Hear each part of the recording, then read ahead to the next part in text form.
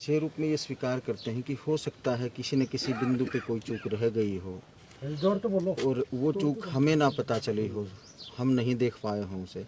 इसीलिए इस जांच को लिया गया है, मुख्य जांच को लिया गया है कि सीबीआई हर चीज़ को दूध का दूध और पानी का पानी करके आपके बीच में सर एम्स की भावना सब समझ के पूरे दिन बना रहे हैं, सब संविधान की भावना। अब ये बात भी सही है, गलत है, बात कर रहे हैं। अब जो काम करना है आगे की बात तो परमात्मा का सबसे बड़ी बात तो है, सबसे बड़ी बात तो है हमें परमात्मा का है। सरकार ने उन बातों को समझा और सरकार ने स्वीकार किया कि जन भावना सर्वोपरि है, इसलिए उन्होंने सीबीआई की जो जांच की मांग थी उसको भी स्वीकार किया और एम्स में बहन का तीसरी बार पोस्टमार्टम है उसको भी स्वीकार किया। और अब सरकार का ये भी मानना है कि जो भी दोषी पाया जाएगा, जिस भी रूप में दोषी पाया जाएगा, अगर पुलिस का ये जो वर्जन था, डॉक्टर्स का ये जो वर्जन था, ये गलत निकलता है और उनसे कोई चीज़ छूट जाती है तो इस सीबीआई की जांच में वो चीज़ नहीं छूटेगी और सख्त से सख्त कानून के अनुसार उनको सज़ा मिलेगी।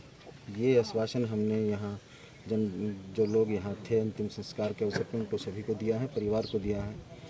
और आज बहुत शांतिपूर्ण तरीके से हज़ारों लोगों के साथ हम सभी ने उस बहन को अंतिम विदाई दी है।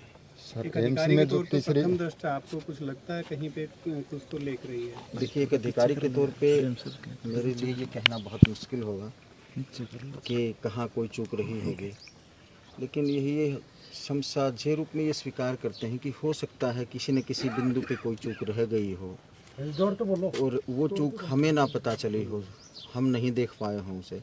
इसीलिए इस जांच को लिया गया है, मुख्य जांच को लिया गया है कि सीबीआई हर चीज़ को दूध का दूध और पानी का पानी करके आपके बीच में। सर एम्स की रिपोर्ट आई है क्या, उसमें कुछ मिला? एम्स की रिपोर्ट के बारे में हमें ये जानकारी नहीं है कि उन्होंने क्या रिपोर्ट दी है।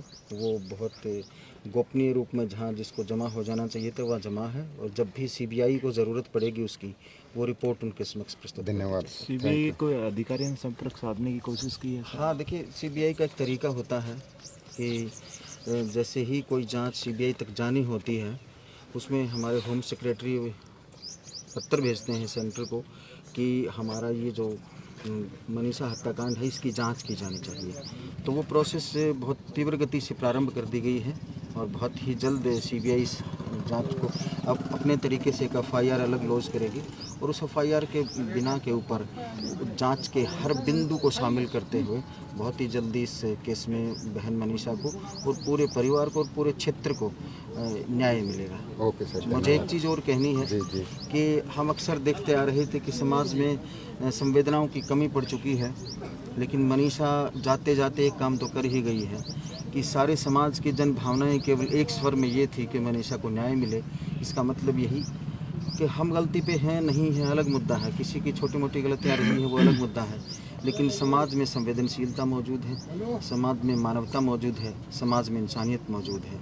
तो ये हमारे समाज का एक उजला पक्ष भी रहा है, लेकिन एक पक्ष ऐसा भी रहा कि समाज में जब आंदोलन जब चल रहे हों तो वहाँ अराजकताएँ बढ़ जाती हैं, कई बार उच्छृंखलताएँ बढ़ जाती हैं, कई बार एक लक्ष्मण रेखा का पालन हम सभी को करना चाहिए। मैं आप सभी के दर्शकों से एक अनुरोध करूँगा, हमारे क्षेत्र के लोगों से भी एक अनुरोध करूँगा, हरियाणा प्रदेश, राजस्थान या पूरे भारत के साथियों से एक अनुरोध करूँगा कि आंदोलन चलाने का एक अलग संवैधानिक तरीका है, उस तरीके को इस्तेमाल करिए ताकि जो आपकी आवाज़ आप जहाँ पहुँचाना चाह रहे हैं वहाँ पहुँचे वो आवाज़, और जब वो आवाज़ पहुँच जाए और वहाँ से एक्शन प्रारंभ हो जाए तो फिर अपने आंदोलन को धीरे धीरे वापस ले लेना चाहिए। कहीं ऐसा ना हो कि वो अराजकताएँ और वो श्रृंखलताएँ, वो हिंसा पूरे समाज की दिशा और दशा को बदल दें और सारी व्यवस्थाएं, सारे उद्देश्य ही बदल दें और फिर सरकार को, प्रशासन को, पुलिस को उसे समेटने में अपना समय लगाना पड़े और जो मूल उद्देश्य है वो भटक जाए। मैं आपसे अवश्य ये अनुरोध करूँगा। Okay sir, thank you.